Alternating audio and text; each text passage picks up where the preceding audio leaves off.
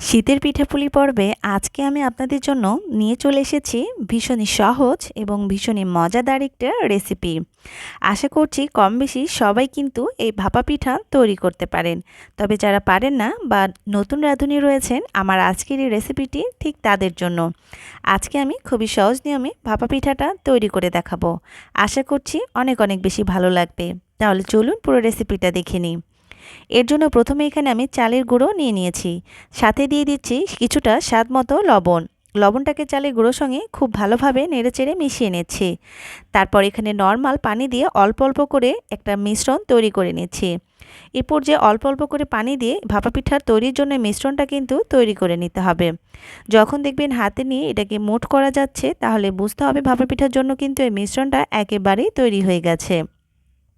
ভাপা পিঠা তৈরির জন্য এখানে আমি একটা চালনি নিয়ে নিয়েছি।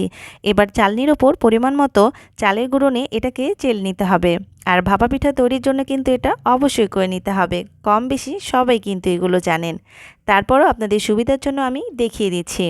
দেখুন আমি চেলে নিয়েছি, আর একইভাবে আমি ভাপা পিঠার এই চালের গুঁড়োগুলোকে খুব ভালোভাবে চেলে নিয়েছি। ভাপা পিঠা তৈরির জন্য এখানে আমি একটা মোল্ড নিয়ে নিয়েছি। আপনারা চাইলে এই মোল্ডের পরিবর্তে যে কোনো বাসায় থাকা কাপ বা বাটিও ব্যবহার করতে পারেন।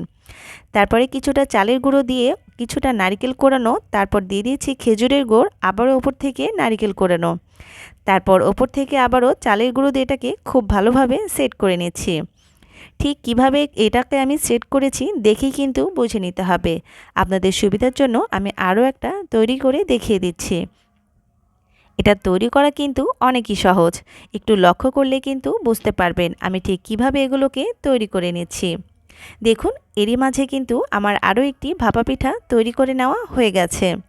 দেখে নিশ্চয় বুঝতে পেরেছেন তৈরি করা কতটা সহজ। তারপর এখানে আমি একটা বাটিতে পর্যাপ্ত পরিমাণে পানি নিয়ে নিয়েছি। এবারে পানির মধ্যে আমি একটা পাতলা সুতির কাপড় ভিজিয়ে নিয়েছি। এবার যতটা সম্ভব হাত দিয়ে চেপে চেপে পানিগুলোকে ঝরিয়ে নিতে হবে। দেখুন আমি খুব ভালোভাবে পানি ঝরিয়ে নিয়েছি। এবার আগে থেকে ভাপা পিঠা সেট করে রাখা এই মোলটাকে আমি এই কাপড় দিয়ে খুব ভালোভাবে পেঁচিয়ে নিচ্ছি। তারপরে চলে যাচ্ছি ভাপা পিঠা তৈরি করার জন্য।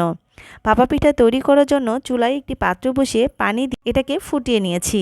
তারপর এই ভাপা পিঠাগুলোকে আমি এই পানির পাত্রের ওপরে দিয়ে দিচ্ছি। ওপর থেকে ঢাকনা দিয়ে ঢেকে 2 থেকে 3 মিনিট অপেক্ষা করলেই দেখবেন ভাপা পিঠাগুলো কিন্তু একদম পারফেক্টভাবে তৈরি হয়ে যাবে। দেখুন 3 মিনিট পরে আপনাদেরকে আমি দেখিয়ে দিচ্ছি। মাশাআল্লাহ ভাপা পিঠাগুলো কিন্তু একদম পারফেক্টভাবে তৈরি হয়ে গেছে। আর একইভাবে কিন্তু আমি সবগুলো ভাপা পিঠা তৈরি করে নিয়েছি। দেখুন দেখতে কতটা সুন্দর হয়েছে আর কতটা লোভনীয় হয়েছে।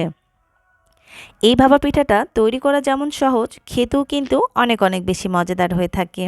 চলুন এবার একটি ভেঙে আপনাদেরকে দেখিয়ে দিচ্ছি।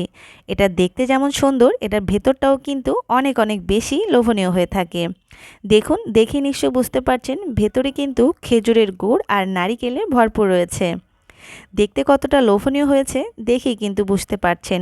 আশা করছি আমার আজকের এই সহজ রেসিপিটা আপনাদের কাছে ভালো লেগেছে। এই শীতে একবারের জন্য হলেও তৈরি করে দেখবেন।